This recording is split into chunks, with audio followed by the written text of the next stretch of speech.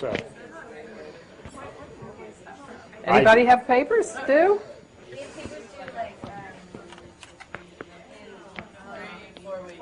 you see that waste. Yeah, what about Towson? When do you have papers due? Anybody have a paper due in the next couple of weeks?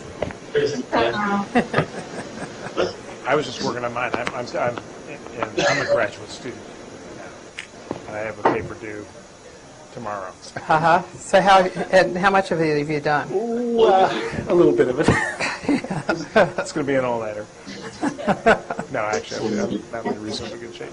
I'm in reasonably good shape. That's good. It's a pleasure this evening to welcome Mike McCurry, as press secretary to President Clinton. And as he was indicating, today he combines a couple of different roles. He works at Public Strategies Washington, and he works with corporate clients and with a lot of nonprofits as well. And he is a student. He is working on a master's degree in divinity, and it's an academic degree. And he is going to, with a goal. So there's no fear that I'm going to become a preacher. God still has standards, it turns out. So he is going to teach religion and politics. Yeah. Let's start there. When did you get the interest of doing this combination? Around about the time Monica Lewinsky. I was going to say, did the Clinton experience drive you to it? I not long after I left the White House, I've been active. I was active all during the time I worked in the White House in my local Methodist congregation, and I was approached not long after I left the White House by the folks at Wesley Theological Seminary, which is a Methodist-affiliated institution up next to American University, for those of you that know Washington well, and asked to go on their Board of Governors. So I've been a member of their Board of Governors since 1999. But not long ago, the guy who's the dean of the faculty said, look, I'm going to teach my survey course in the Old Testament one last time, and I'd really like for you to be a student in the class. And I said, well, that's an interesting idea. And I said, why would I do that unless I was working on a degree? He said, fine, work on a degree, apply, and we'll consider admitting you. So I did that, and I've actually really enjoyed being back in the classroom with a lot of very idealistic young people who are going to become ministers. Most of them are bound to become Protestant ministers at some point, but then there are some derelicts and sinners like me in the class who are just there for continuing education or for other things. And as Martha indicated, I do have a very strong interest in the interrelationship of values and moral belief systems and religion and the impact that that has on public policy and policy making. It's an area in theology, it's called public theology, and it's a program, there's going to be a program just right down Massachusetts Avenue here at the Mount Vernon United Methodist Church, a collaboration between that church and the Methodist denomination, and then the Wesley Seminary, where I am a student and a member of the board. And we're going to really develop a program there in religion and politics that should be interesting. So if any of you are double majors in political science or religion or anything like that, this would be an ideal program if you're interested in that sort of thing. Where do you see religion coming into politics in Washington, and what kind of force has it been? Well, you see it in a lot of different ways. It has been since the, if you go back to the 1960s and the Civil Rights Movement, that is in some ways the last point at which the progressive left, or the left of center, really drew upon moral arguments and scripture in pursuit of real public policy changes. Of course, if you think of Dr. King's letter from Birmingham jail, which probably many of you have read, that is primarily a theological treatise addressed to white ministers about why the need for, a more aggressive approach on pressing the case for civil rights is necessary from a scriptural basis. I think at the end of the 1960s, the left largely abandoned the arguments built around values and faith in arguing for certain types of change, and became very secular And of course, in that same period, the Christian right became to dominate a lot of politics, and we began to think of, the religious debate being really focused much more on the conservative side of the agenda. But within the last 2 election cycles, I think progressives and liberals have rediscovered an authentic voice that's based on Scripture, and the Christian faith tradition is based around Scripture texts like Matthew 25 that really call on people of faith to be concerned about the least, the last, the lost, the people who are dispossessed, the prisoners, the hungry, the homeless. And so you see it emerging, to answer your question, in things like the debate over the budget. The budget is primarily a moral document because it reflects priorities and what we value as a society and what is the common good. I think you see it in the debate now over issues of war and peace. You certainly see it reflected in some of the comments around torture and what is, the moral argument against treating fellow human beings in that way. I think you see it around debates about environmental protection and global climate change. In the faith tradition of the Abrahamic religions, it's about how do you protect God's creation. So I think you're seeing it now play out in a lot of different ways, and I think it's a very healthy thing. I think it would be wrong to sort of impose religious perspective on all matter of conversation about public policy, and I think there are plenty of people in this country who are secular or non-believers, and I think if you look at Obama, remember his inauguration address, he made a careful effort to acknowledge that freedom of religion includes the freedom to unbelieve, if you so choose. So I think we've got some interesting things going on, interesting new contexts of debates, and it's particularly among young people. I see this now, I guess, because I'm more on campus, a real hunger for more conversation about how religion and faith informs the public marketplace. And I think you see it in the current president, too. I think Barack Obama is someone who is a very deeply spiritual person, and that's a very important part of his own way in which he argues the case for his program. What do you see as the difference between young people when you started in politics and young people today? Well, I mean, they're twofold. I think when I started, boy, that's a long time ago now, because that's back in the 1970s. Ancient civilizations existed at that time. Thinking of writing papers, we used a thing called a typewriter. Have you ever heard of such devices? They're located at the Smithsonian, if you ever want to go down there someday. But that is a very real difference. The degree to which the technologies of communication are just naturally a part of the life of most of the people in this room, certainly people who are under age 40. For people over age 50, it is an acquired skill, and some of us are still pretty clunky at it, but it has really redefined the way in which we access information, process information. It's redefined political communication and how we persuade people, and I think it has a substantial impact on the way younger people think about politics, converse, debate, how you gain information about issues of the day. It's really profoundly different now, and we probably will talk a lot in the session tonight about the impact of the 24/7 news cycle and things like that. But so part of the answer is it's mechanical. The technology has become so embedded in the way we live our lives, and I think younger generations have a different way in which they've processed that technological change. And then the larger one is the degree to which there's a sense of communal good or common good, and an idea that we're not all out racing off to become investment bankers at Wall Street anymore, since it ends up that's not such a hot career these days. I think there is more interest in how we collectively take action to improve the lives of entire communities, and I think that's a more idealistic tendency among younger people in particular. But I see it, the degree in which people are volunteering, participating, believing that they can really be a part of the profound political change that's occurring in this country. There's just a high degree of idealism that I don't think I've really seen since way back in the 1960s.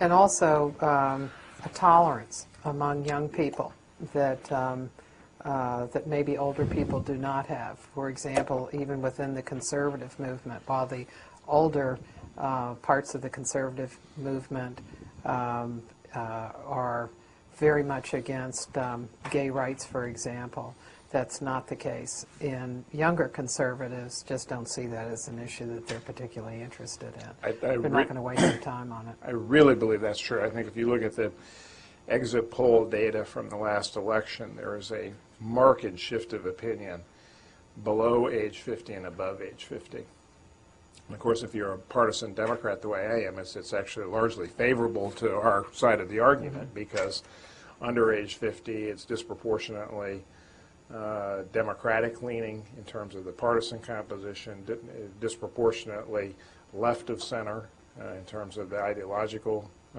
shift, and then in terms of who the voters supported. Under age 50, I think it was like 65% on average across the country for Obama, and above age 50, the only category of voter that McCain actually won was over age 65. So there's a real generational shift that's occurring, and I agree with you, Martha, that's partly it's a tolerance, it's idealism, but it's also a real pragmatism. There's a stronger desire among the cohort that many of the students are a part of for real solutions that work, things that are demonstrated to be successful in solving problems, not just where they come from on the ideological spectrum. It's more about what works to actually solve problems and tackle things that need to be fixed. How do you see the changes since you first got into White House politics, and that includes the candidates you worked for who were aiming for the White House, and today in terms of how they gather, process information, and then talk to the people?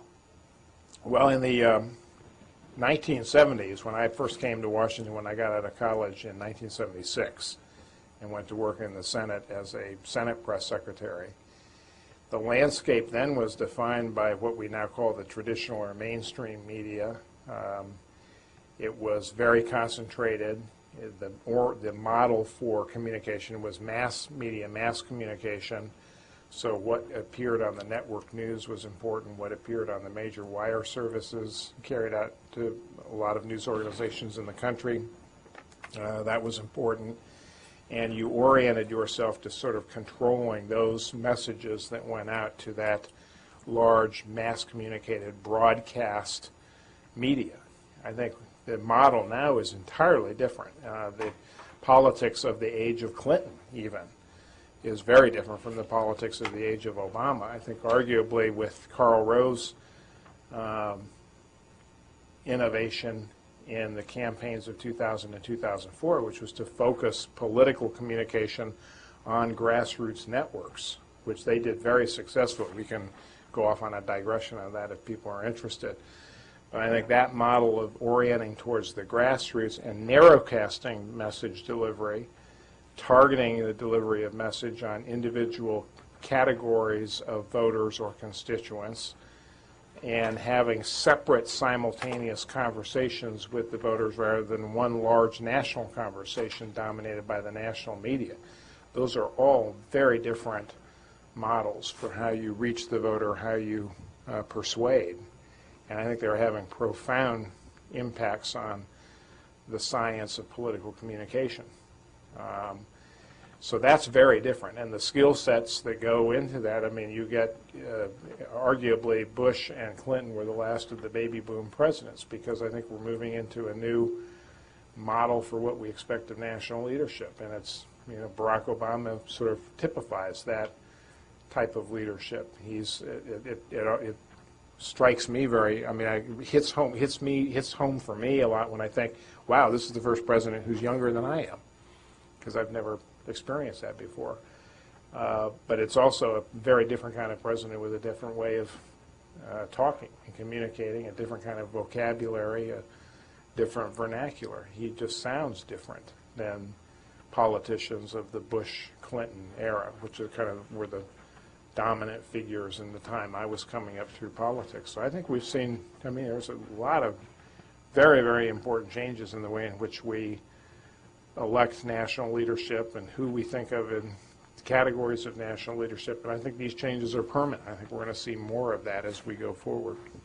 If you look at Bush and his emphasis, and I think a session that you and Dan Bartlett did here in 2005, Dan was talking about their efforts to deal with the audiences of Field and Stream, and let's see, he did Runner's World, Bicycling Magazine, Golf, and what he called the hook and bullet crowd.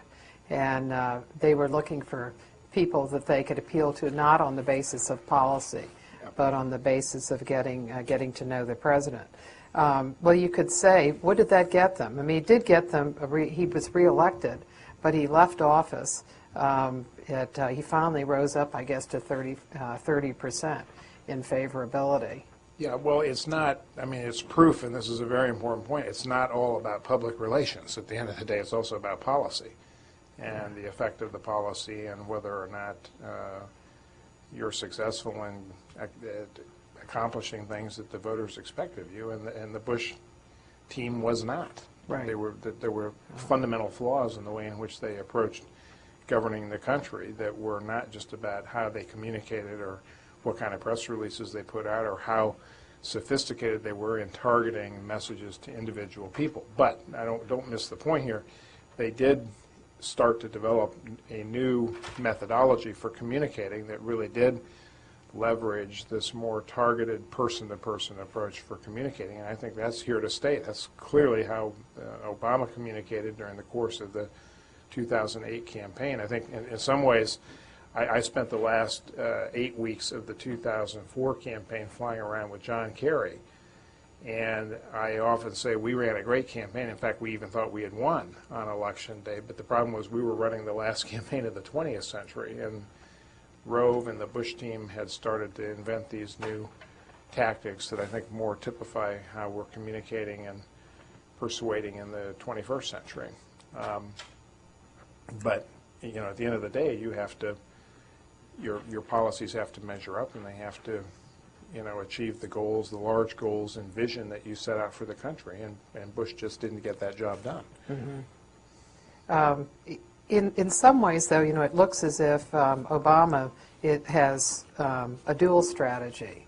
On the one hand, he's dealing with very specific audiences. If you look at his interviews, for example, he did many more interviews than Clinton did in his first 100 days. Clinton had 8 interviews in his first 100 days, and Obama has had, I think it's 26. And in Obama's case, he has dealt with very specific constituencies, like going to Al Arabiya to send a message that dealt with our wanting a different sort of relationship with the Muslim world, Black Enterprise to talk to a black constituency, Eddie Sotelo of Univision, Jorge Ramos of Univision. So there are a lot of very... And he's also used interactively the internet through bringing the traditional Saturday quote-unquote radio address into the internet age. He's had online press conferences.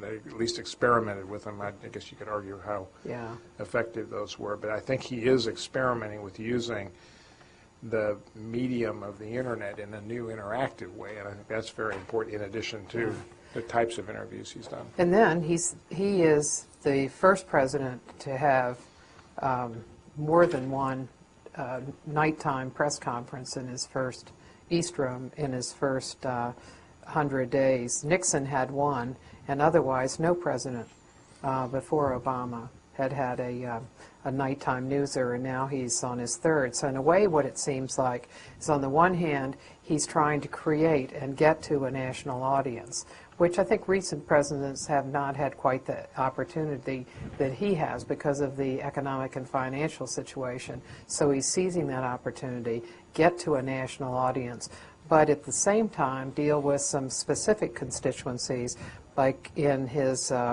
second news conference in the East Room at night, he called on Stars and Stripes so he could talk about military issues, and then called on a woman from Univision because earlier that day he had done a Mexican border initiative, and so he could figure that that question was going to come up, as well as calling on all of the television networks. So that's probably something he can't keep rolling, because Fox is not taking it tomorrow. I think that was his ability to get that national audience is a combination of extraordinary interest in him because of the historic nature of his presidency, the multiple crises that he's had to face in the first 100 days of his presidency, with everything happening both overseas and in the economy. And then I do think that there is, I'm not suggesting that there is not a national press corps or a White House press corps that follows the president and creates a narrative that is a part of what, a day in the life of the president is about. The best evidence of that is the Obama puppy. Like the whole country knew about that. There was a national conversation around that interesting personal glimpse in what his life as president was like with his family. So there is interest in that, and there is a national narrative that develops, and that kind of goes into the image or the brand that we associate with the figure of the president. But the important point, and you're hitting on it, is that underneath that there was this very targeted, direct way of going and talking to specific audiences about things that the White House knew that audience would be interested in hearing about. And I think that's a hallmark of what the new model of communication is about. What makes that new model possible? What are the technical elements of it? Well, one is just the collapse of what we call the mainstream media. There's just the fragmentation of the national audience, which no longer now rivets around 3 network news broadcasts that come on at exactly this hour every night, because appointment television and a national audience gravitating to a national broadcast news doesn't yield the same percentage of an audience that it used to. I think even as late as when I was working for Bill Clinton in the 1990s, you could still get 75–80% of the country reporting that it was getting some substantial portion of news from those network news broadcasts every night. That percentage is down to something like, 30–35%. So we see the audience filtering out to cable channels or internet-based channels or blogs or whatever people are going to as a source of information. And I think, by the way, increasingly not electronic delivered journalism either. They're going to people they trust in the community. They're going to people who are, at the PTA meeting or at church or at the supermarket, who look like they're, knowledgeable, and there's someone that you can trust because they seem to know what's going on. I think those are reliable communicators for many people, and that's where a lot of information comes from. That's one of the reasons why I think the politicians are shifting their message to delivery to what they call the influentials in a community. There's much more attention being paid to that kind of communication as well. So there's part of the ability to do this is just the fragmentation of the audience. The second thing is the enormous capacity of the internet and data management to target individual consumers of news. We give up an awful lot of our personal identity when we're online. We indicate to large content providers, content aggregators, who we are, what we're interested in, what we're likely to click on or look at.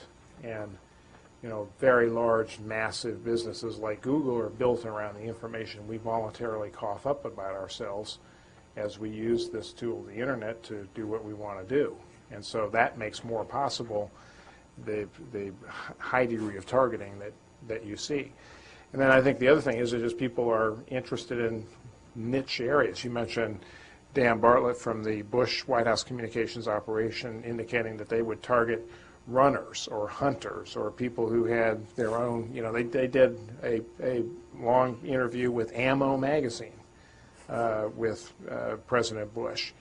And presumably the Obama people are doing some variant of that as they reach out and communicate with niche audiences as well, because people, like specialty publications that respond to the personal interests that they have in life, and that makes targeting like that more possible as well. What about targeting individual voters? Because I know from students who have had internships during election years in the last couple of cycles in Maryland, that they were armed with statistics that would tell them in individual households who to go to, not only how they were registered, but whether they had voted and other factors about them as well. Well, that's old-fashioned targeted voter mobilization. The equivalent of that in the early 20th century were the ward machines that actually kept 3x5 cards on people, and they knew every household and what every household's need would be, and that there's a political machinery that does that. But the other important part of this is the way in which you interact with the information if you're online and get drawn into the conversation. It's not one way.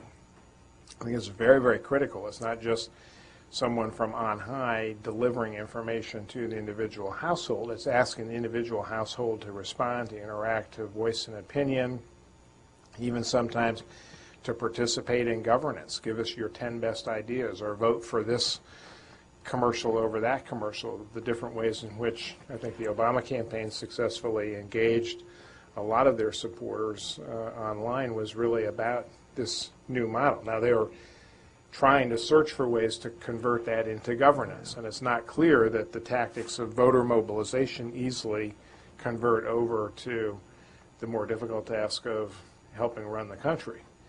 But they're doing some experiments with that, and they're bringing people online and asking people to be a part of a conversation. So we'll have to kind of watch and see how that develops and whether they're successful. I think over the course of the remainder of this year, in about 2 weeks, 3 weeks, this is going to start getting a lot more difficult for the new administration, because they are going to move into the period where real compromises and trade-offs and saying no to certain constituencies and saying yes to certain parts of the agenda that the opposition is advancing. We're going to start blending different ideas in the name of getting some legislation together that will try to make it through Congress. And how that plays out and how the Obama administration marshals support for that agenda is the story that I think happens now at the end of 100 days as we look ahead to the end of the year. And that's when we'll get a real report card, not the faux report card delivered by the press tomorrow at the end of 100 days, but we're going to get some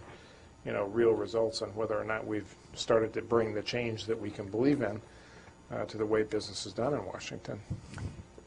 When you look at the internet, all the information that we have, we certainly can't complain that there's not enough information, but we could complain, as we've talked about before, and you've observed, that it's not a question so much of not having enough information. It is, how do you bring understanding? How do you manage that information and pull it together in ways that even people within an administration can understand, as well as the public at large? How do you do that? Well, no one's got a good answer to that yet, because otherwise we wouldn't see so many journalistic enterprises collapsing and so many reporters out on the street homeless with no jobs, because that is the task. I mean, that's what we have got to invent, new economic models or business models that work to provide exactly that kind of information if we're going to keep a journalistic enterprise or a fourth estate at the heart of how we kind of keep accountable the people who have political power. And that's a really tough problem because nobody's figured it out yet. But my argument is that, yes, there is. I mean, there's so much information out there, it's just incoherent.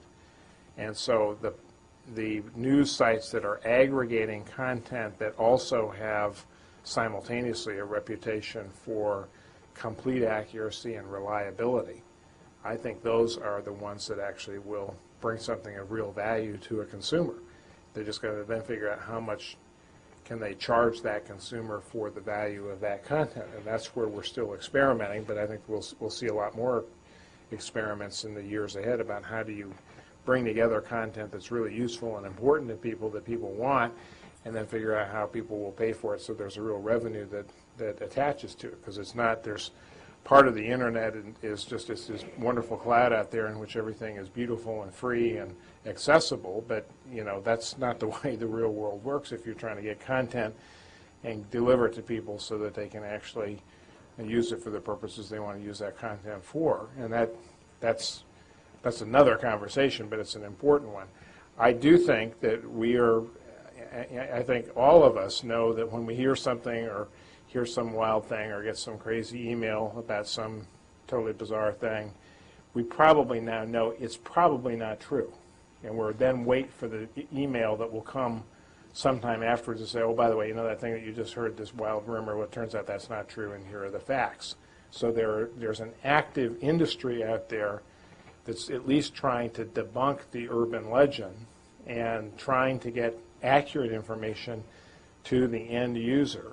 And I think that's where we're going to see born the new journalistic enterprises that will actually work. Maybe I always joke, maybe Google will buy the New York Times, and then we'll have some kind of new product that's out there that everyone can say, all right, we will now agree that even if we're having this debate, there's one place we know we can go online where we will get the facts that both sides of the debate will believe, in at the end of the day, that we won't all be entitled to our own facts. We're certainly entitled to our own opinions, whether we're watching CNN or MSNBC or Fox News, and we get plenty of opinions, but we have to have some place where we can have facts, which are not the proprietary custody of one side of the debate or the other.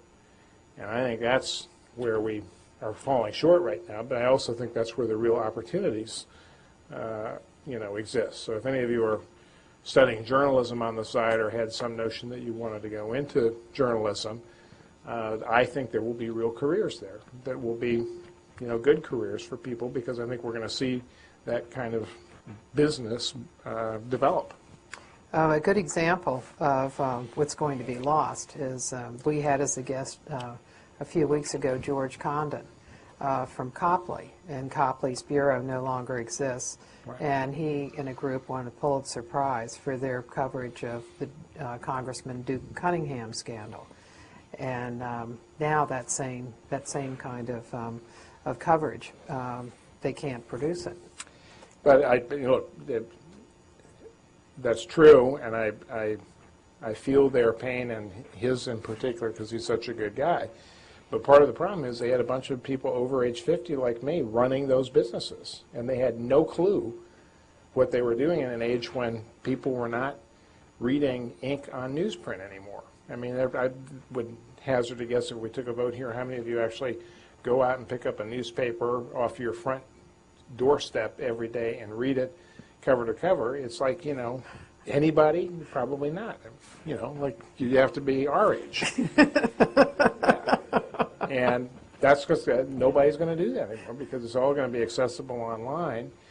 And, how it will seem so quaint to even think that people, one day long ago actually did that. Just like one day long ago we all rode around in buggies with whips. That's the same thing. Well, yesterday's figures. Romanesco is a website that has a lot of internal media information, and yesterday they had the latest circulation figures. Yeah. And there was one newspaper that actually has gained. Slightly. Just a little bit. And but it didn't lose, and it was the Wall Street Journal. And not surprisingly, when you got a global financial meltdown going on, people might actually want to read a little bit more about what is happening on Wall Street. Yeah, and you have to pay for that one. Yeah. Yeah. Well, that's why I say there are models that I think will work when people will be willing to pay for content that's important to them. My kids will pay, and they They've stopped illegally downloading music. They use iTunes. They kind of got with the program of what it takes to download something, and they know they're going to pay 99 cents or whatever to get a song that they want or whatever the charge is. They know that they have to charge if they're going to download some cool ringtone that they've heard, and that there's going to be a fee for that. So I think we can acclimate, people to the idea that there's something that they pay for. I mean, we know we pay for the newspaper. We just don't quite understand how. We know we pay something. I think we will get to the point where we will figure out revenue models that will work. In the Clinton administration, Clinton was very interested in the internet, in addition to Gore being very interested in it.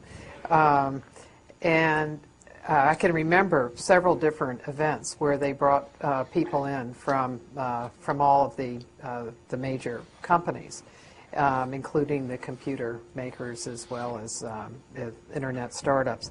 Was there ever a discussion about what would the impact of it, because I know he was very interested in having a free internet. Was there any discussion of what impact that a free internet would have on the gathering and dissemination of information? No, not at that level. I mean, the policy discussions around the internet were more about what is the role of the federal government in advancing this phenomenon, and it was centered around the 1996 Telecommunications Reform Act. Mm-hmm. And it was a conscious decision led by Vice President Gore to say we should not apply the rules of telephony that govern the plain old telephone system to the emergence of this advanced services that are being offered by telecommunications for the internet. It's a very important theoretical debate that goes on, because was the internet or not, was it or was it not born of government involvement? And yes, in part it was the investment of people who worked in the defense sector who were trying to create networks that would network computer systems so they could do certain kinds of things that they wanted to do. But it really was the conscious decision to allow the free market and allow private enterprises to blow out the development of the internet that led to the dot-com explosion in the 1990s, which was a large part of what fueled the economic success that President Clinton enjoyed.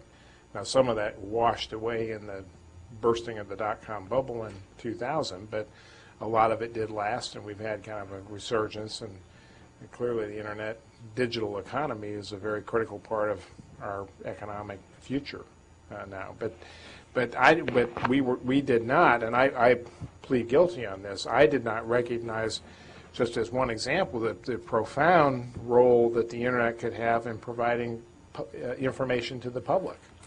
We had some guy off that was creating the White House website, and they were going to put transcripts of my press briefings there, and I checked the box and said, sure, that sounds like a great idea, go ahead and do it. Who's going to want to read that?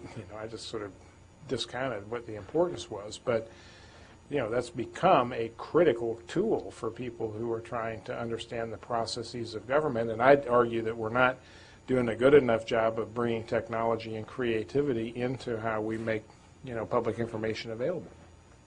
And we need to do more of that, and people like you that work on preserving presidential records and compiling them, we ought to think about how we can make that, how we can leverage technology to make that more accessible to students, to researchers, to just the general public.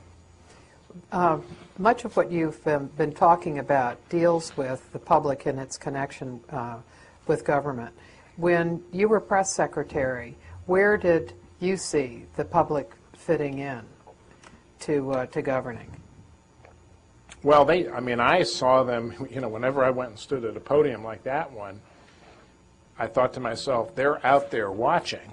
Uh-huh. And it's not these crazed reporters in the room that have got their own agendas that I need to think about. I need to think about the American public that is going to be watching this, trying to make sense of this. So in some sense, they are there ever present. And the beauty of the adversarial relationship, as we call it, that exists between the press and the media covering the presidency and then the people around the president who help the president do his work, is that both sides believe that they've got the public on their side. The press believes that they're speaking truth to power. They're there as the representatives, the stand-ins for the public. because they're asking the questions that the public would want to have asked to hold accountable the people with the power.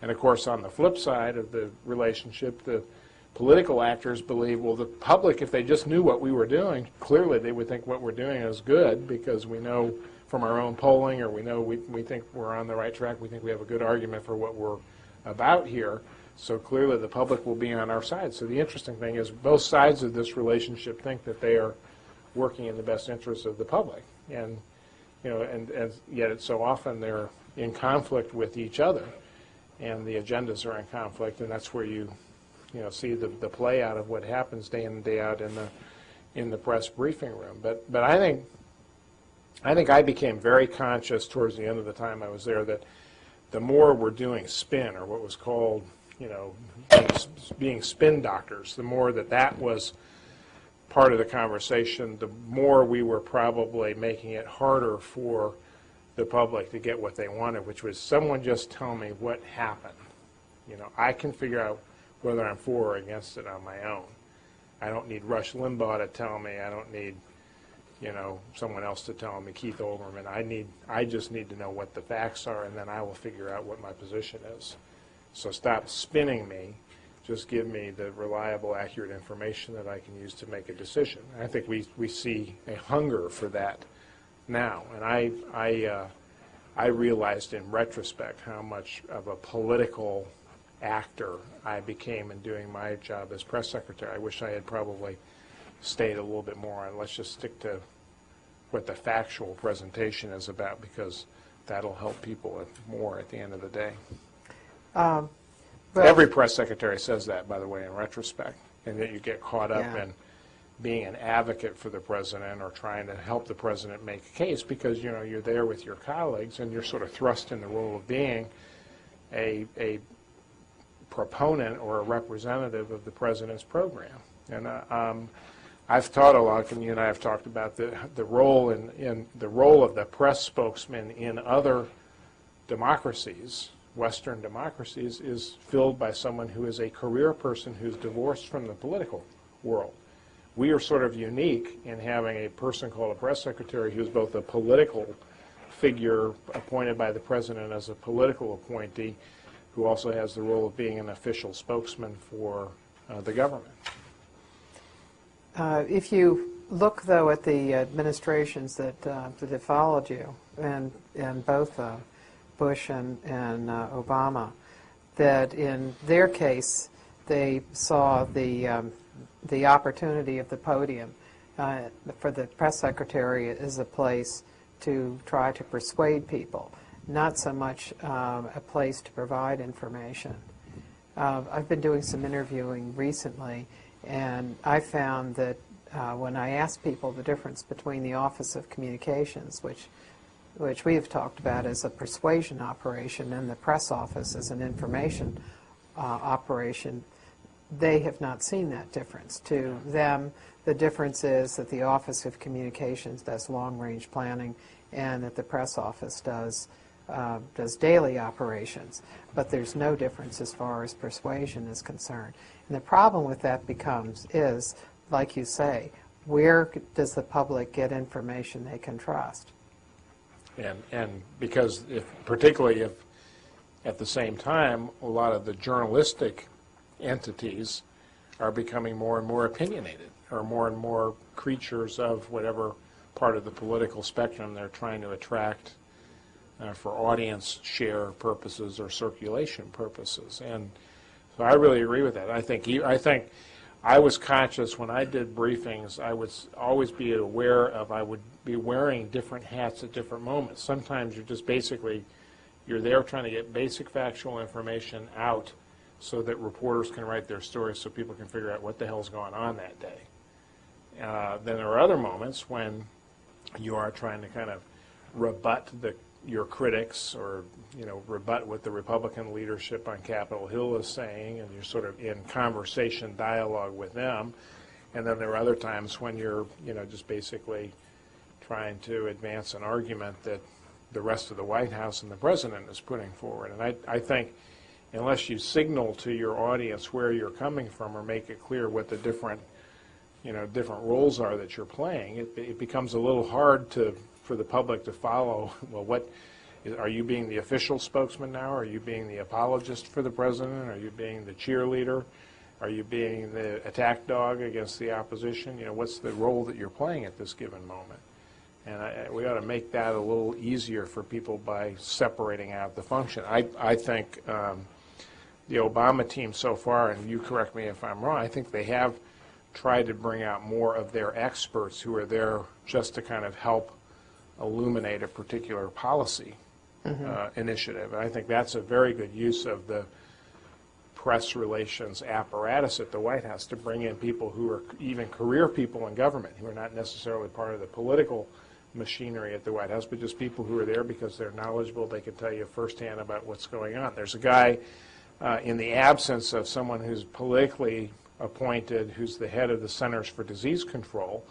There's a guy who's been on the last couple of days about the swine flu epidemic named David Besser, Dr. David Besser, who's a career guy at CDC, a wonderfully talented doctor who's, a public health expert, and he's been out there carrying the burden of keeping people well briefed. Now, he gets backstopped by Janet Napolitano because the Secretary of Health and Human Services was confirmed about an hour ago, I think.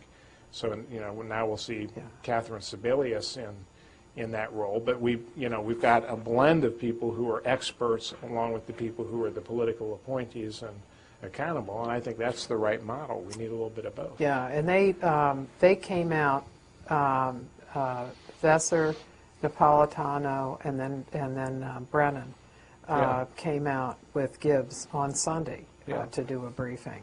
And they do that from time to time. Yeah, hopefully it's a model. Well, I think that's the best use of the briefing room at the White House, to really bring the real actors, the real decision makers, and the experts, to bring them into so people can see them and understand what they're about. There's sometimes a tendency to say, well, we should only let the president speak on behalf of the administration, and because somehow or other subordinates will undercut the message of the president. I just don't think that's true, especially now when there's more desire for authenticity. You mentioned polling a little while ago, and I don't know how many times in the briefing room, and it's that we've heard the press secretary, and we've also heard presidents say, I don't pay any attention to polls. And yet we know that large amounts of money are spent on polling. What's your observation of the way polls are used? I know the public thinks that they're used in a way where the president will decide what issues he'll go for and which ones he'll avoid. Well, they're used primarily, in my experience, I think that's probably true of most White Houses, what arguments best advance the case that you want to make. I mean, if a president is making critical decisions based on which way the wind is blowing, that's not going to be a very effective president to begin with, in my view, because I think the American people smell through that kind of raw political calculation. But the use of polling to better understand how do certain audiences hear an argument, what's persuasive about what the opposition is saying, how effective is the counter-argument to the thing that you're going to be proposing, I think those are all pretty interesting and important uses of that kind of research. And they help you frame the argument that you're going to make and help you become more persuasive. And I think both sides have got, usually in a political debate, both sides have access to exactly that kind of research, and people, as a result, make the best case they can make for the position that they're defending. So I think there's a good positive use of that kind of data. But if you pick it, say, here's a list of 5 things, and which one pulled the highest, and that's what we're going to go out and do today, that gets to be a little crass. So in the Clinton years, it was somewhat apocryphal and somewhat true. That's for a good dodge, that Clinton's choice of where he was going to take his family on a family vacation was driven in part by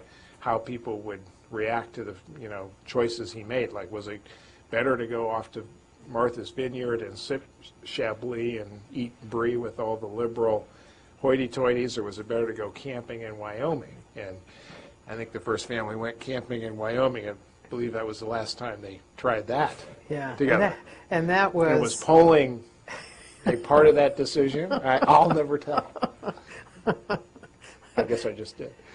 Can you think of some cases and some arguments that were developed through polling of tough issues where you tried different arguments and then through polling? And well, one that was for me was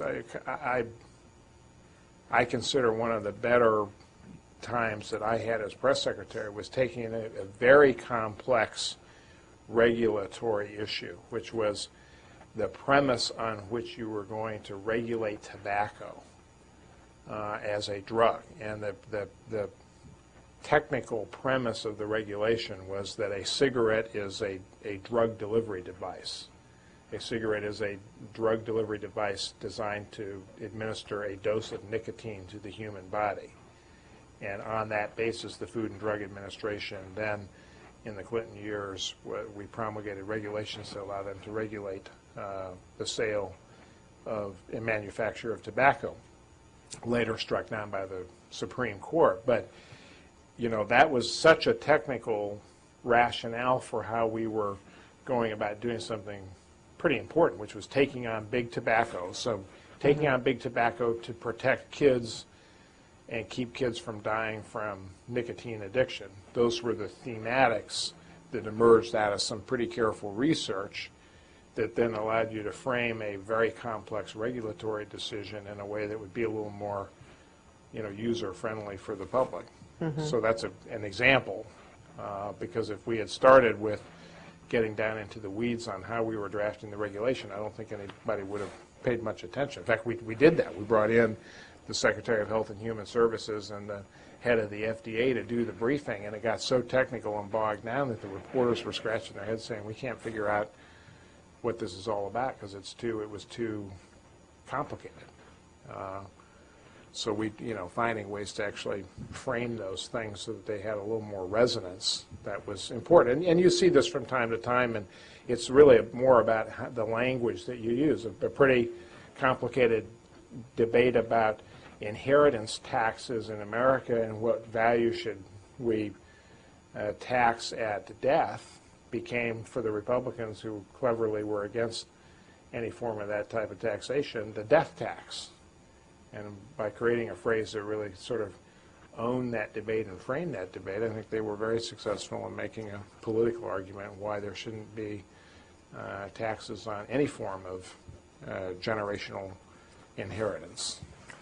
Can you think of an issue that that you all just couldn't sell?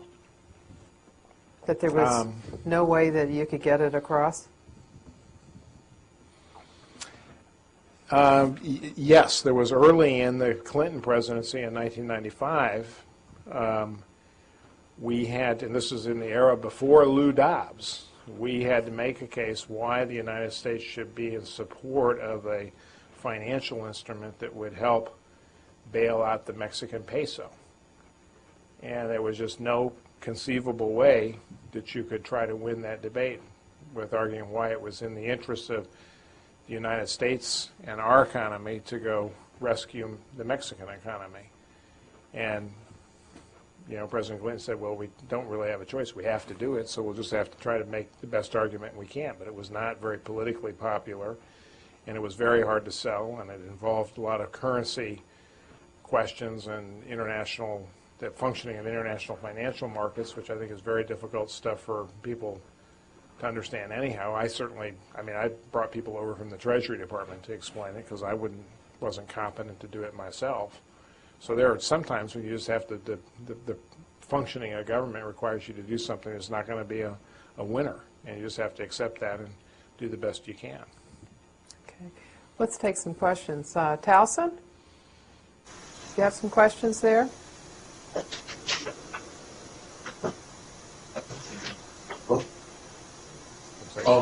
What was your relationship with the president since you were really the one talking to him? How did you make sure that the words you were saying were the ones he wanted you to use, like on a day-to-day basis?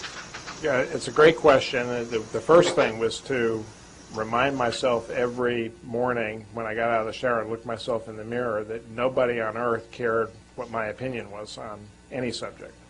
That I was only there because I was a creature of Bill Clinton, and they were very interested in what Bill Clinton had to say. So the first thing was to empty any of your own viewpoints or perspective out so that you could fill yourself up with whatever you thought the president would want to have said on a given subject. And then we had a very elaborate process that began very early in the morning to get the information, to assemble answers, to double check and triple check what we were hearing from various component parts of the White House and the federal government. And then one way or another, I would every day before a briefing either go in to see the president. I had the right to kind of barge in on him in the Oval Office before I was going into my briefing if I hadn't had an opportunity to see him earlier in the day. And I would sort of go through my briefing book. We put together a big fat briefing book every day that had little color-coded dividers according to economics, foreign policy, social policy, politics, whatever the area. And I would sort of flip through that book and say, okay, here's what I'm going to say on such and such a thing. And Clinton would dial me one way or another. Sometimes he would say, oh, no, that's too, you don't say that because I've been talking to Newt Gingrich and he'll get all pissed off if you say that. I mean, you know, he'd say, be a little more friendly on that. And then other times he'd say, no, we want to be sharper. You know, we'd want to sharpen up that response. It's too mushy. Sometimes it actually had a great impact because I'd go in and say, okay, this is the answer that I've been given to use on your behalf. And he'd say, well, that's just total BS. And I said, yeah, that's your policy. You know, you want to change it. And so sometimes he would literally pick up the phone and call a secretary or call another officer at the White House and say, we got to do better than this, you know, current situation. What's the deal on this? And sometimes it would provoke an answer. That's, by the way, one of the great reasons why you should do these press conferences like President Obama will do tomorrow night, because they are action-forcing events within the government. So we had a process designed to make sure that the president had the final say on what words, you know, I was going to utter. Now, sometimes I went out on my own. Sometimes I, you know, was a little bit of a lone ranger. And if I got out of line and Clinton didn't like it, he'd let me know. He used to watch the briefings.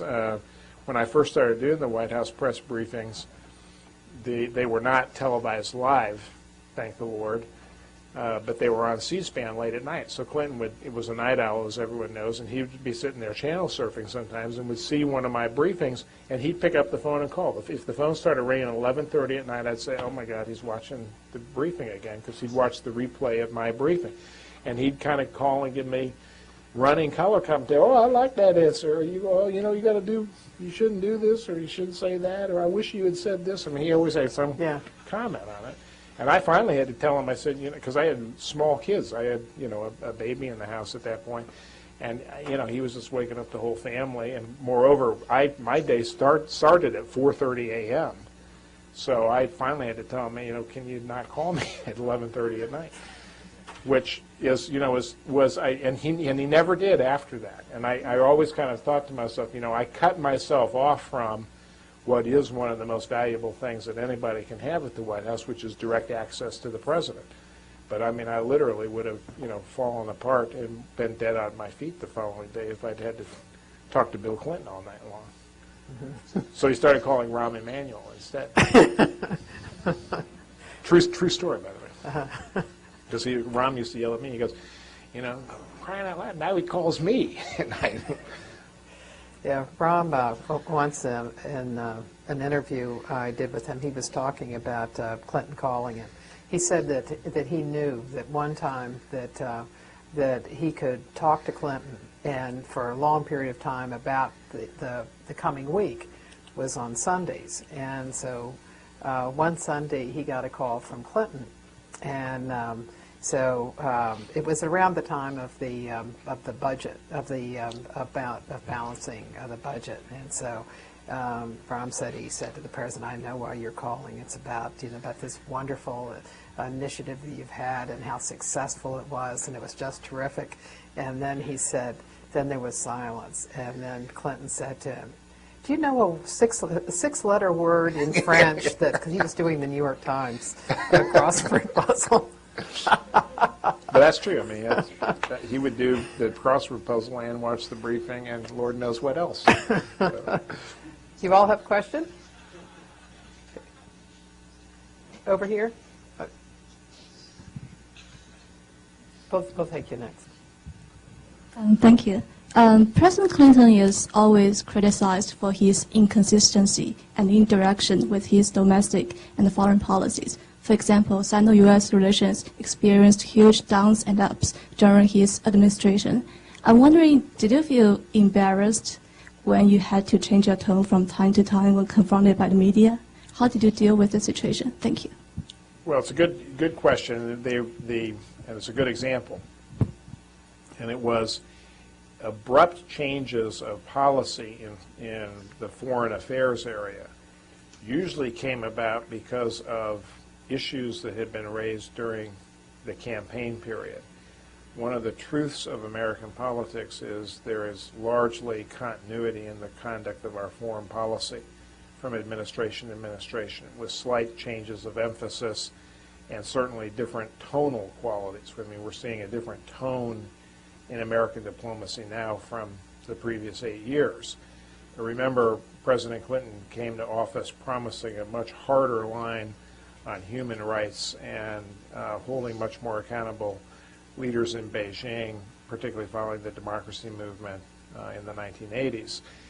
That did not play out very well and led to a downward spiral in U.S.-Sino relations, and there had to be an adjustment and a course correction in order to have a more positive working relationship with the Chinese side.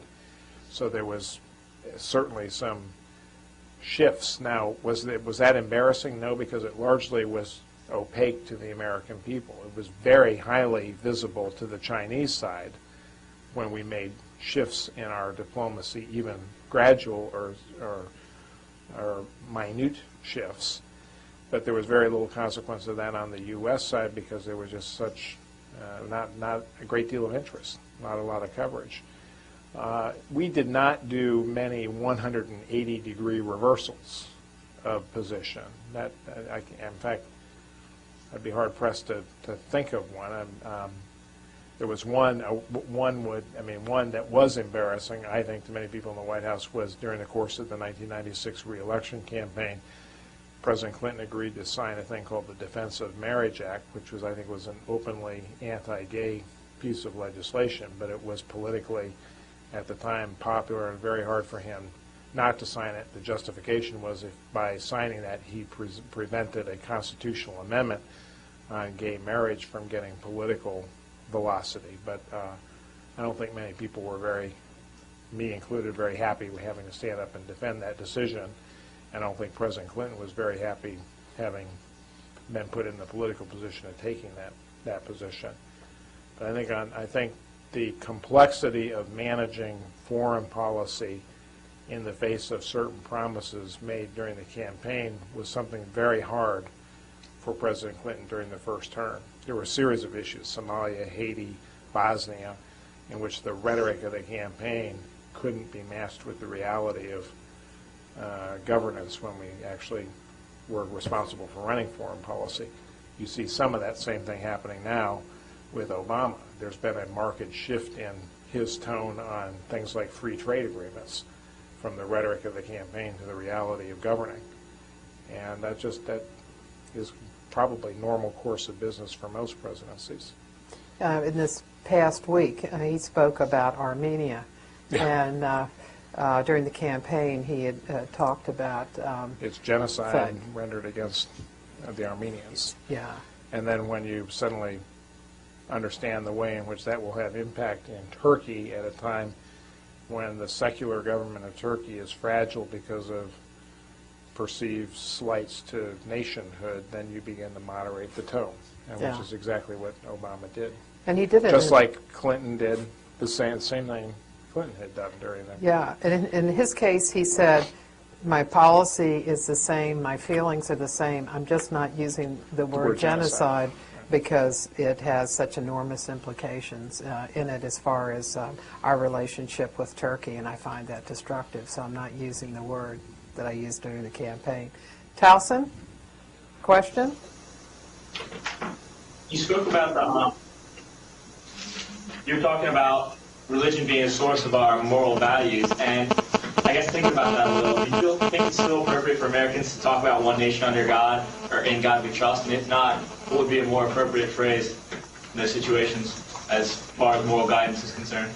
Well, I think one nation under God is, I mean, there are different parts of the myth of we the people that intersect profoundly with the Judeo-Christian myths that are at the basis of those two faith traditions, because the founders themselves were so closely, wrapped up in the spiritual life of the country and the spiritual DNA that is part of what being an American is all about. Remember that religious freedom is why many people came to this country, and separation of church and state was at the heart of it a protection for people to worship God in the way they wanted to worship, so that there would not be a state establishment of religion. That's what, in modern times we talk about the separation of church and state as if they are two never to be touching each other. But in fact, the history of the Establishment Clause was to protect a very robust religious faith life in the country that emerged as part of our history in the colonial times. So I don't think, I think it is, this is a country where 80% of the people profess themselves to be believers. A good 2/3 of the country believe that, they are religious people themselves. Something like 60% of the country believes in the literal interpretation of the Bible. It's a profoundly religious country.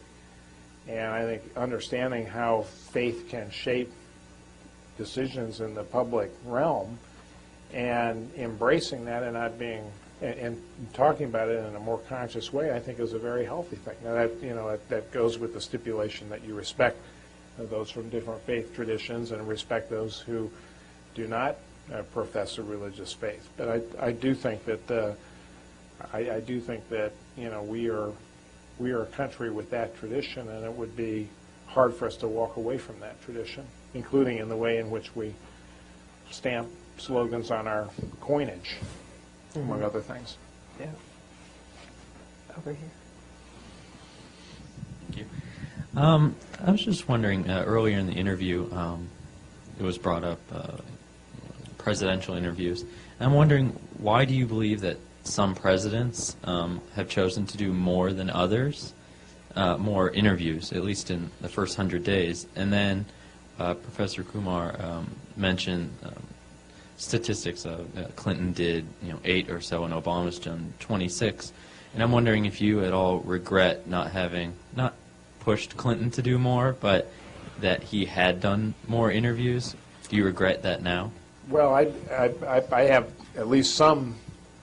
I get off the hook a little bit because I was at the State Department during Bill Clinton's first 100 days. I wasn't actively at the White House, but I think Clinton was generally seen as a fairly accessible president during those first 100 days. In fact, almost too accessible in the minds of White House staffers who eventually had to curtail access, because it's not, as Dr. Kumar can tell you, it's not just the formal interview or the formal press conference. It's also the less formal encounters day in and day out in which the press has an opportunity to question the president.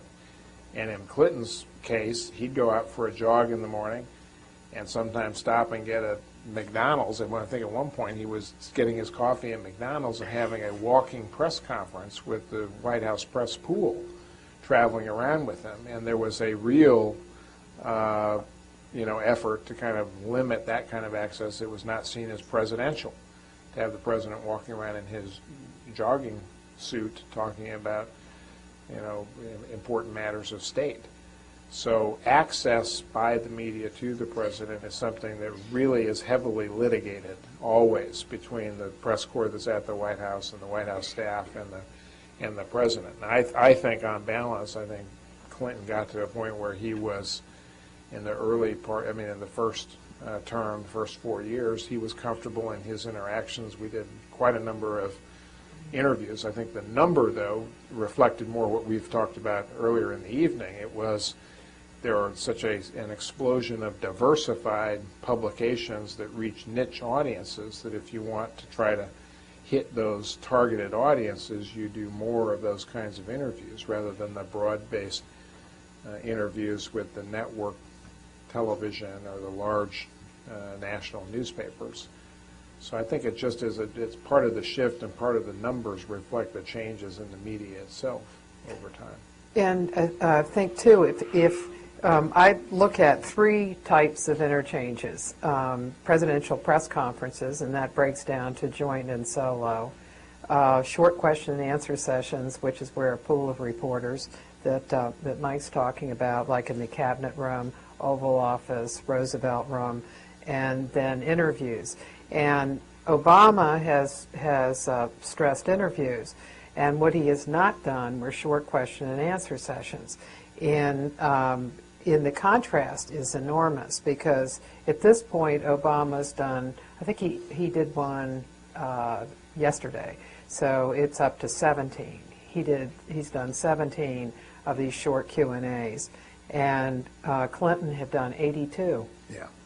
And Bush had done 59. Right. That is the big change in Obama, is the impromptu Q&A, which is more likely to be diverted off to some other subject that the press corps is interested in. They have really throttled back on that in favor of these more formal engagements when it's a sit-down interview and the subject matter is more or less known to the White House staff in advance.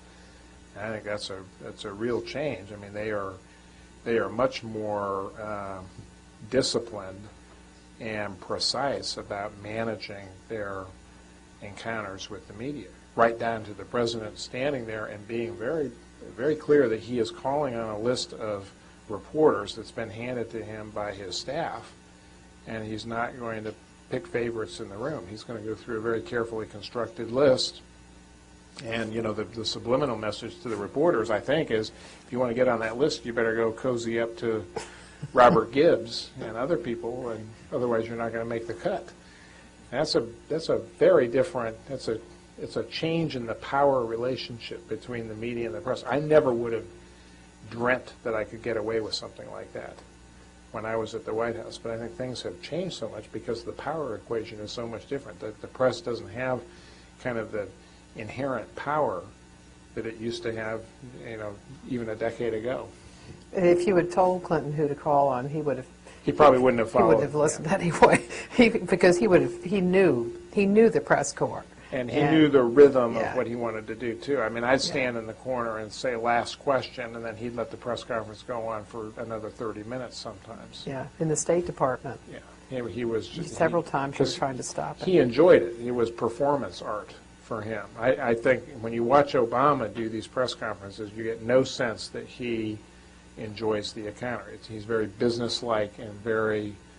You know, he knows exactly what he's trying to get out of the session and what he's going to do and what message he's there to deliver, and he's very disciplined about it. I think that an example of why they stay away from the short Q&As was last week. I think it was last Tuesday when the president was asked about torture and the torture memos and what kind of action should be taken, who was going to be held responsible. And he kept that issue going in a way he had not intended.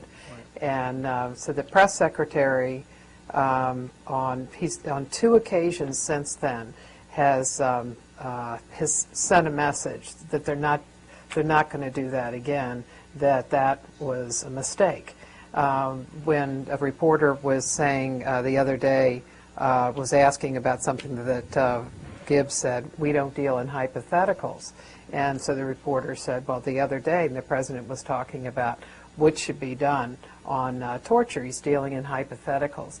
And so Gibbs said, let me reiterate there is going to be no discussion of hypotheticals from anyone in this administration in the future.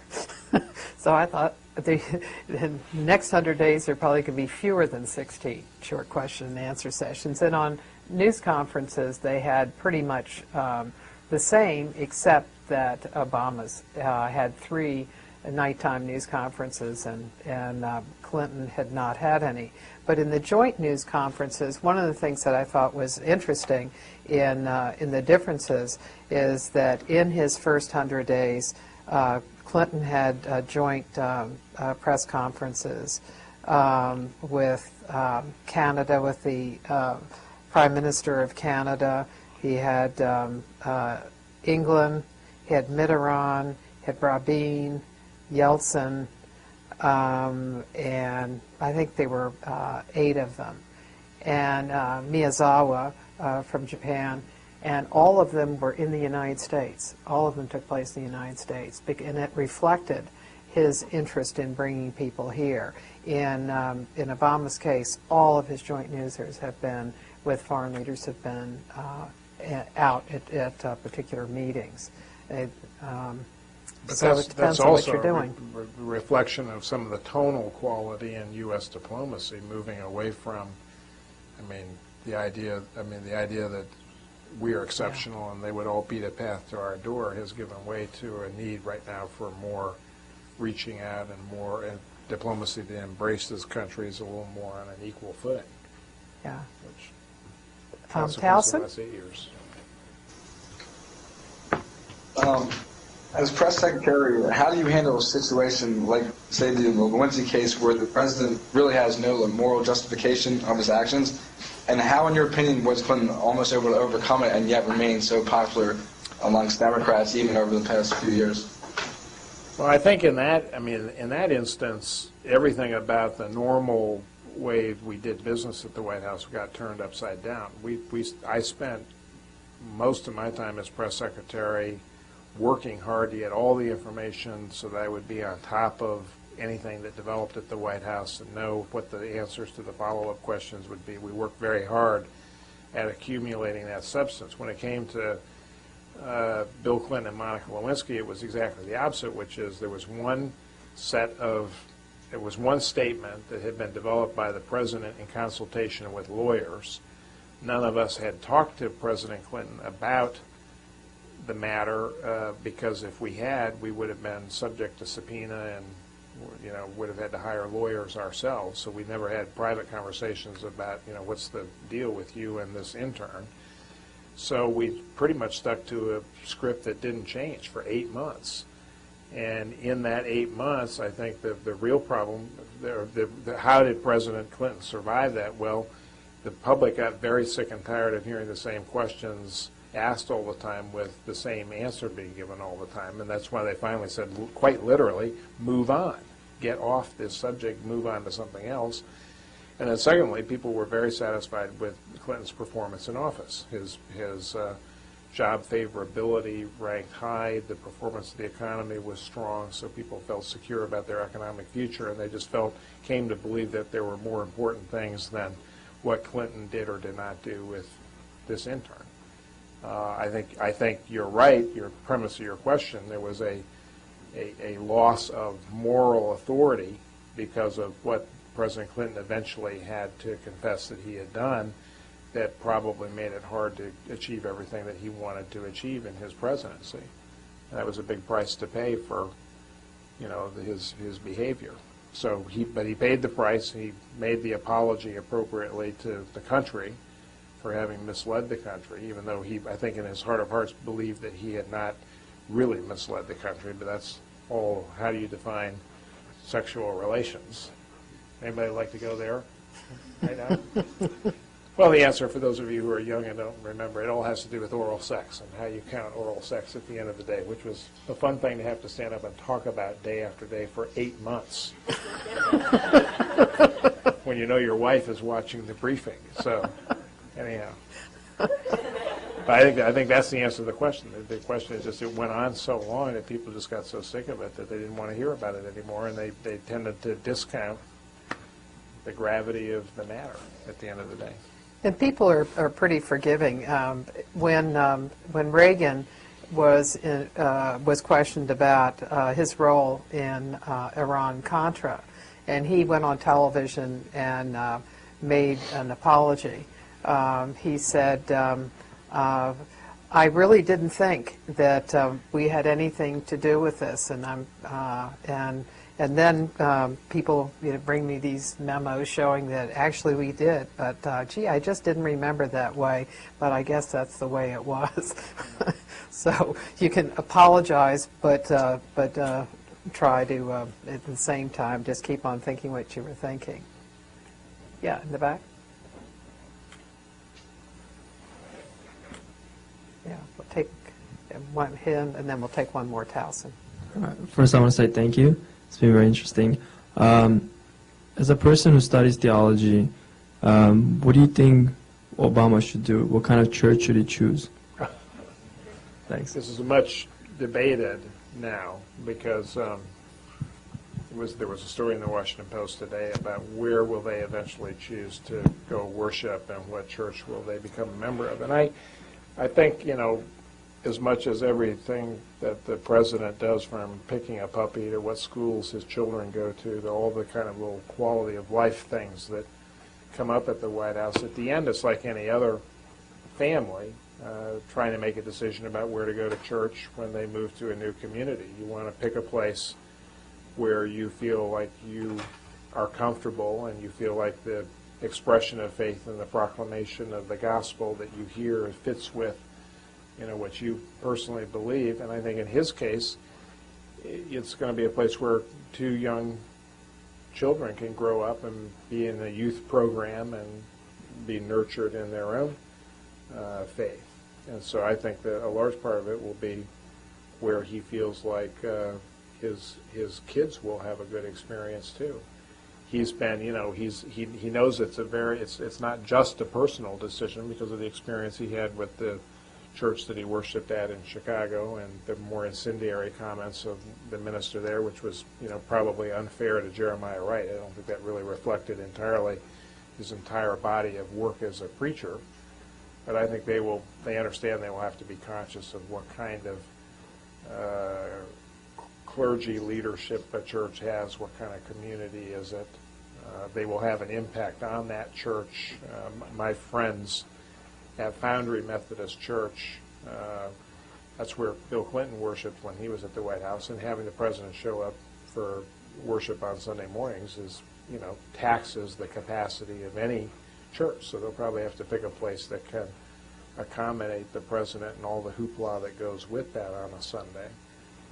But I think that's a matter. As much as I've talked about this today, I still think it's for many people their expression of religious faith is a very private matter. For Obama, he's comfortable talking more publicly about his own faith, and I think how he worships on a given Sunday will become of real interest to the American people. Jimmy Carter, when he was president, actually taught Sunday school and was very active in the Baptist congregation that he worshipped at here in town, and maybe that's what Obama will do. It's probably something that will be very personal, and it should be authentic. I mean, I guess my only real answer to your question is that it ought to be something that's really true to what he and his wife and his family really want in terms of their own spiritual development. Towson, one last question. Last question, as we used to say at the White House. Yeah. Yes, sir. As a press secretary, the president's policies come before your morals. What suggestions do you have for this press secretary and how he should pursue his agenda and what he believes? Well, I hinted at this earlier. I think you pretty much check your own beliefs and issues at the door. I mean, I don't think you can be an effective press secretary if you disagree with everything the president is doing. I think you have to remind yourself consciously every day that it's not about the staff, it's not about what you believe, it's not about your preferences. You're really there to help the president convey what the president's thinking and decision-making is about. And I think Robert Gibbs, the current press secretary, has a very healthy view of that. He is both simultaneously a very valued advisor to Obama. Obama trusts him and likes him and really relies upon him for counsel. But I think he's also a very, humble person. He's not trying to assert his own viewpoint over that of the president himself. So I think he's probably struck a pretty good balance. But I think humility is one of the two things that when people say what are the two most important things about the job or the most important ingredients for success, I always say humility and humor. You have to kind of not take yourself too seriously and appreciating some of the craziness that goes on in the job is a good thing. And then just understanding it's not about you and you shouldn't take things personally because it really is about the presidency. That's probably a good place to end. Yeah. Thank you, everyone. Those are very good questions. Thank you.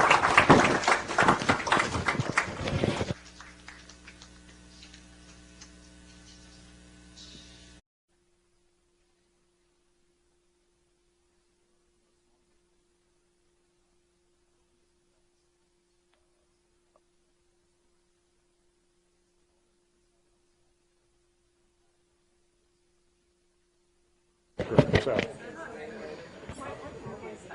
anybody have papers due?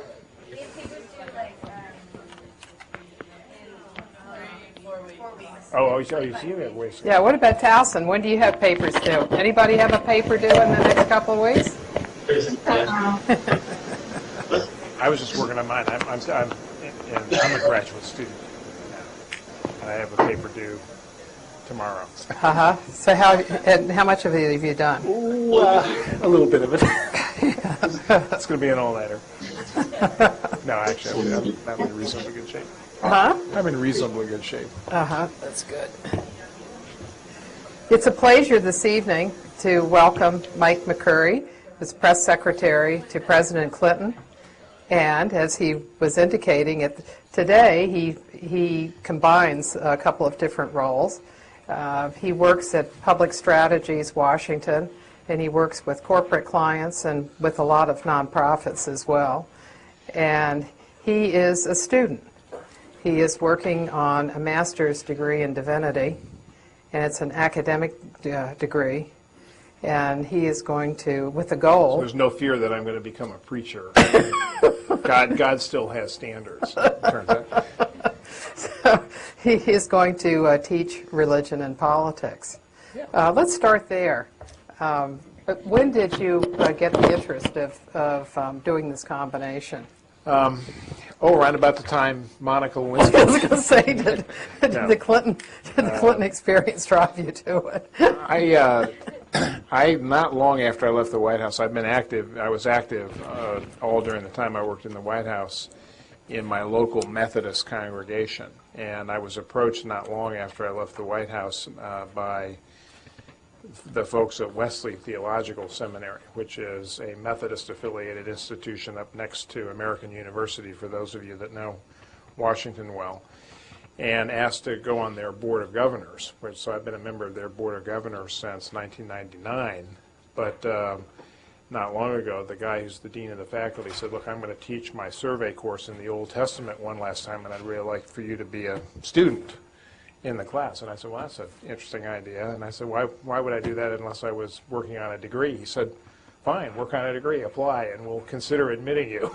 So I did that, and I've actually really enjoyed being back in the classroom with a lot of very idealistic young people who are going to become ministers. Most of them are bound to become Protestant ministers at some point, but then there are some derelicts and sinners like me in the class who are just there for continuing education or for other things. And as Martha indicated, I do have a very strong interest in the interrelationship of values and moral belief systems and religion, perspective on all matter of conversation about public policy. And I think there are plenty of people in this country who are secular or non-believers. And I think if you look at Obama, remember his inauguration address, he made a careful effort to acknowledge that freedom of religion includes the freedom to unbelieve, if you so choose.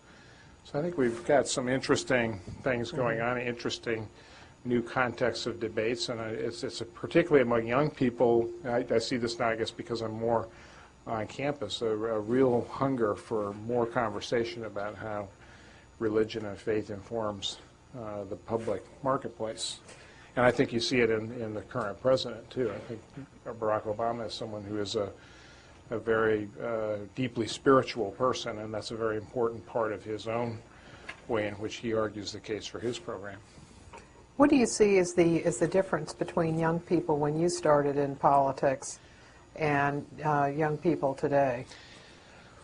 Well, I mean, they're twofold. I think when I started, boy, that's a long time ago now, because that's back in the 1970s. Ancient civilizations existed at that time. Thinking of writing papers, we used a thing called a typewriter. Have you ever heard of such devices?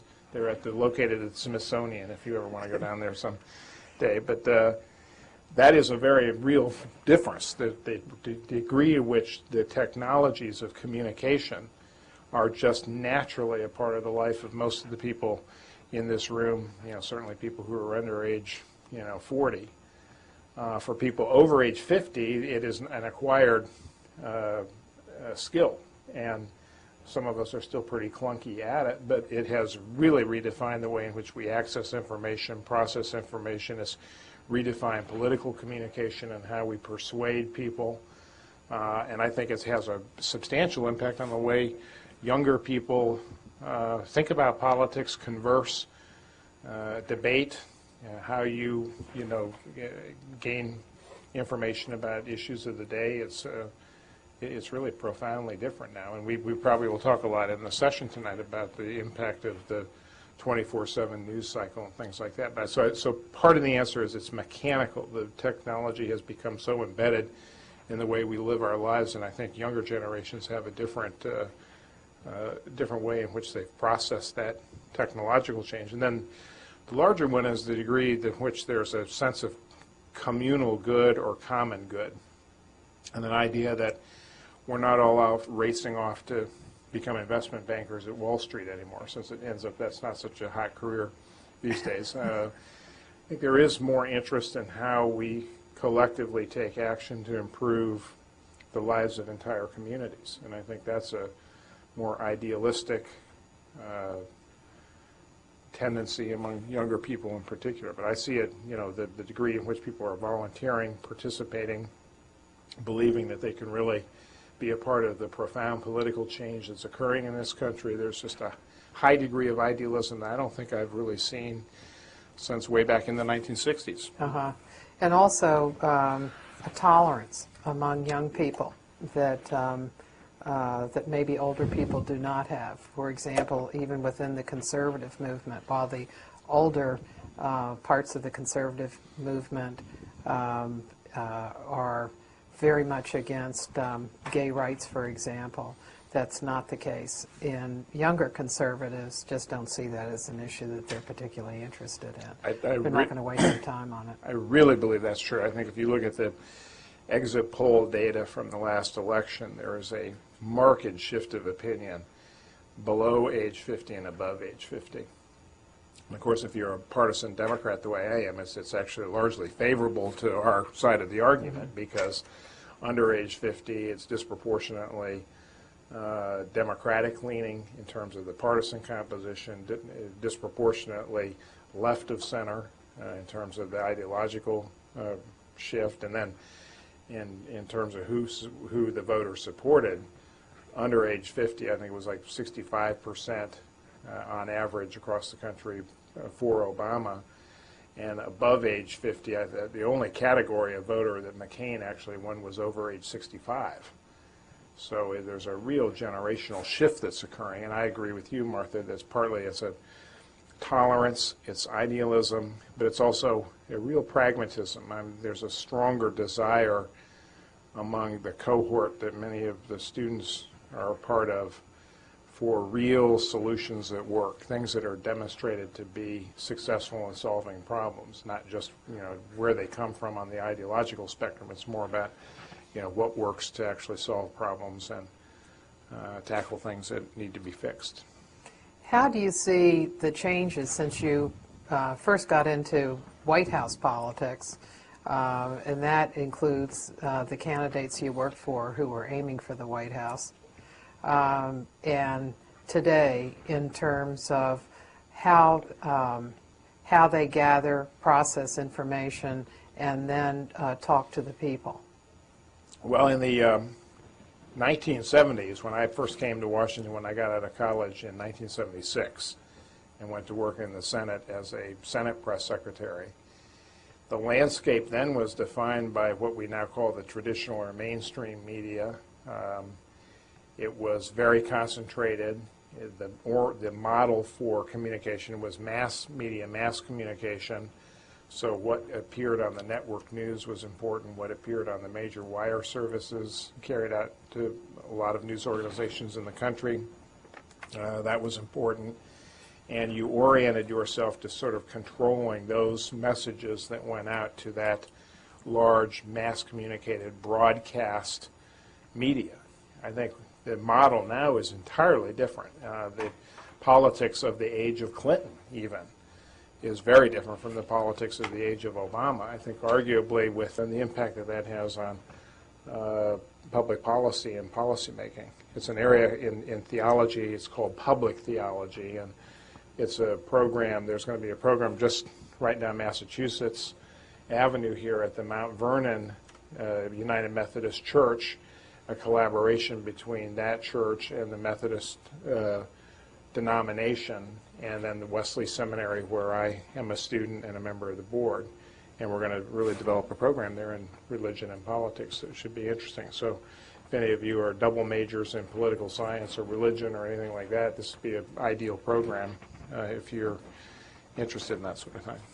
Where do you see religion coming into politics in Washington, and what kind of force has it been? Well, you see it in a lot of different ways. It has been since the, if you go back to the 1960s and the Civil Rights Movement, that is in some ways the last point at which the progressive left, or the left of center, really drew upon moral arguments and scripture in pursuit of real public policy changes. Of course, if you think of Dr. King's letter from Birmingham jail, which probably many of you have read, that is primarily a theological treatise addressed to white ministers about why the need for, a more aggressive approach on pressing the case for civil rights is necessary from a scriptural basis.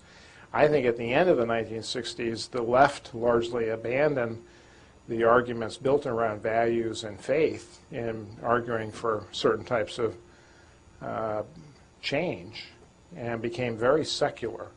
And of course, in that same period, the Christian right became to dominate a lot of politics, and we began to think of, the religious debate being really focused much more on the conservative side of the agenda. But within the last two election cycles, I think progressives and liberals have rediscovered an authentic voice that's based on Scripture in the Christian faith tradition. It's based around Scripture texts like Matthew 25 that really call on people of faith to be concerned about the least, the last, the lost, the people who are dispossessed, the prisoners, the hungry, the homeless. And so you see it emerging, to answer your question, in things like the debate over the budget. The budget is primarily a moral document because it reflects priorities and what we value as a society and what is the common good. I think you see it in the debate now over issues of war and peace. You certainly see it reflected in some of the comments around torture and what is, the moral argument against treating fellow human beings in that way. I think you see it around debates about environmental protection and global climate change. In the faith tradition of the Abrahamic religions, it's about how do you protect God's creation. So I think you're seeing it now play out in a lot of different ways, and I think it's a very healthy thing. I think it would be wrong to sort of impose religious Karl Rove innovation in the campaigns of 2000 and 2004, which was to focus political communication on grassroots networks, which they did very successfully. We can go off on a digression on that if people are interested.